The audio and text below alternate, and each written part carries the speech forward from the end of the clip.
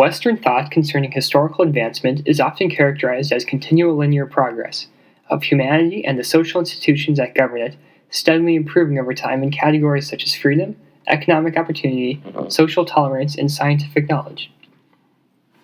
This contrasts with Confucian thought, primarily in China, which views history in cyclical, repetitive terms of rise and fall.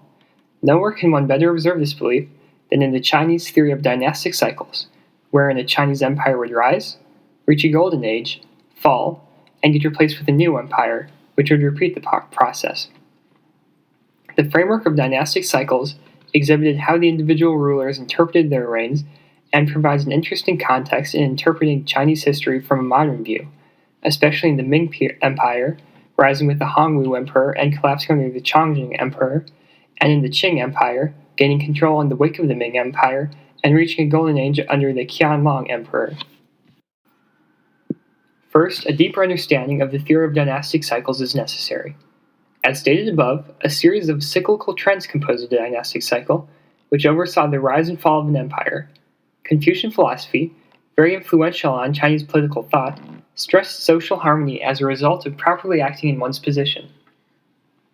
From this Confucianist belief emerges the theory of the mandate of heaven, which argued that when a ruler behaved properly as a ruler should, the entire empire benefited. In theory, this mandate of heaven dominated and determined the trends that constituted a dynastic cycle, and a flourishing dynasty served as evidence of that dynasty's possession of the mandate of heaven. On the other hand, immoral behavior by rulers led to natural disasters, economic crises, and military failures. The Hongwu Emperor made this clear by stating in his ancestral instruction that when a ruler first gains the realm, it is because heaven has chosen a man of virtue.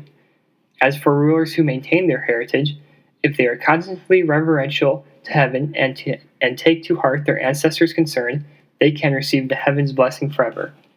If they begin to be negligent, disaster will result.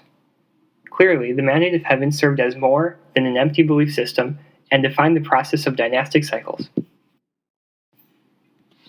Let us examine the life of the Hongwu Emperor to more fully observe the ramifications of dynastic cycles in a historical context. Hongwu was born in 1328 as Taizu to a peasant family in central China. As Mongol-ruled China began to collapse during the mid-14th century, Hongwu Taizu led a large army south of the battered central region of China and across the Yangtze, capturing the city now known as Nanjing in 1356. Nanjing became his capital. Clearly, the son of a peasant could only have interpreted his incredibly unlikely rise to power as supernatural favor, and as the old Mongol emperor disintegrated, a new cycle, the Ming Empire, rose in its stead, again demonstrating the dynastic cycle. According to the theory of dynastic cycles, each empire goes through three stages: its founding, which for the Ming occurred under the Hongwu Emperor, a golden age, and lastly a decline, culminating with the fall of the empire. During the Ming Dynasty, the decline and fall occurred under the Chongqing Emperor, the last nationwide Ming Emperor. Like the beginning of the Ming Dynasty, dynastic cycles can also explain its end. As described earlier, the Confucian influence on dynastic cycles stressed the importance of an emperor maintaining the proper morality that an emperor should. When an emperor failed to do so, a number of signs demonstrated his loss of the mandate of heaven, and during the reign of the Chongqing Emperor, many interpreted current events to show that the Ming no longer possessed the mandate of heaven. For example, a primary source writing about the months preceding the fall of the Ming Empire states that, in the summer and fall there was a great pestilence. People, seemingly without reason, got virulent cysts and died within hours. And, during the previous half year, no babies were born in the whole city. Whether or not these statements are factually accurate, they demonstrate the widespread belief in dynastic cycles governed by the mandate of heaven, and that under the Chongqing Emperor, the Ming Dynasty had lost the mandate. Likewise, in 1644, the Ming Dynasty collapsed and was replaced by the Manchu Qing Dynasty. However, Chongqing's reign tells a different story. In reality, the fall of the Ming Empire under his rule stemmed from the multiple political and socioeconomic troubles that he inherited, and not from any disastrous or amoral action that he undertook. Historian John W. Dardess goes so far as to write that, In times that were less stressed, Chongzheng would have fared well as a ruler, as his willingness to involve himself constructively in the work of government was great. Likewise, the apocalyptic natural occurrences that many interpreted as a loss of the mandate of heaven were not unique to his reign, as natural disasters, economic crises, corruption, unlawfulness, and uprisings were not uncommon throughout the reign of the Ming government.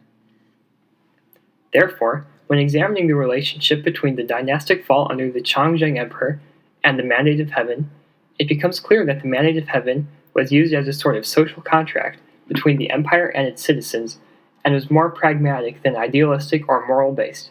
As such, it provided the ruling empire with divine authority during good times, and during bad times, it provided justification for revolutionary uprisings that challenged the current empire.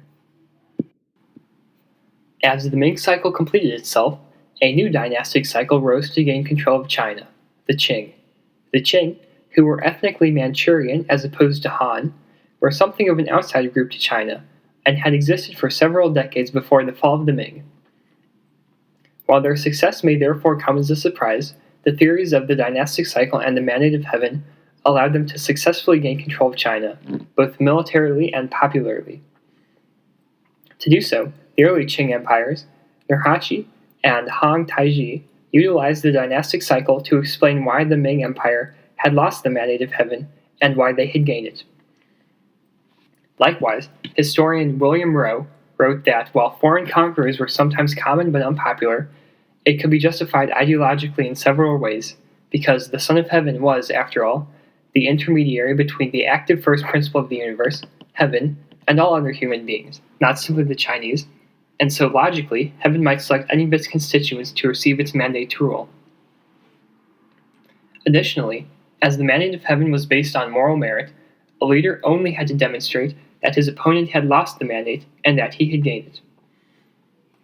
The plagues, economic troubles, natural disasters, and military defeat under the Chongzheng Emperor all demonstrated that the Ming had lost the mandate, and that the Qing's military success demonstrated that they had acquired it. Therefore, the dynastic cycle and the Mandate of Heaven explain why the Chinese accepted the foreign rule of the Qing. As per the theory of dynastic cycles, the Qing Empire experienced three successive stages all empires experience: a beginning, under the Shunzi Emperor, a decline and overthrow in 1912, and in between the two, a golden age.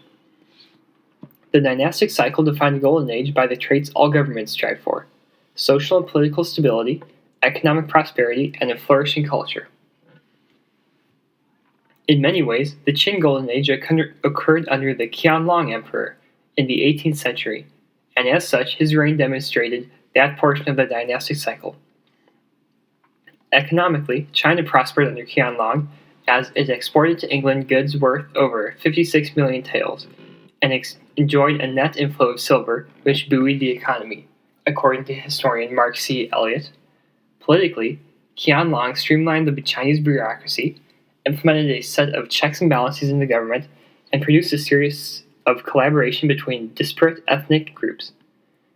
Socially, Qianlong favored an approach of preservation, as opposed to assimilation, of cultural differences.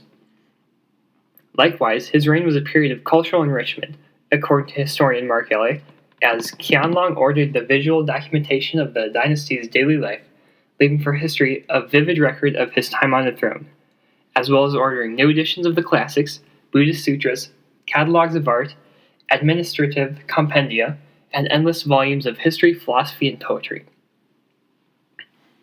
Qianlong likely cultivated the image of a golden age purposefully, fully aware of the popular belief in dynastic cycles, and desiring to preserve his reign as a golden age historically. Regardless, the economic, political, and cultural successes during the Qianlong's reign serve as an example of a golden age during a dynastic cycle. In conclusion, Confucian philosophical thought interprets history in repeating patterns of progress and regress. The Chinese theory of dynastic cycles, in which a Chinese empire would rise, reach a golden age, fall, and get replaced with a new empire, repeating the process, fully demonstrates this belief.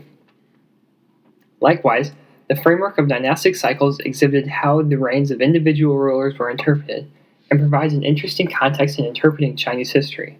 the Ming Empire, rising with the Hongwu Emperor and collapsing under the Chongqing Emperor, and the Qing Empire, rising after the Ming and peaking under the Qianlong Emperor, serve as good examples to analyze the theory of the dynastic cycle.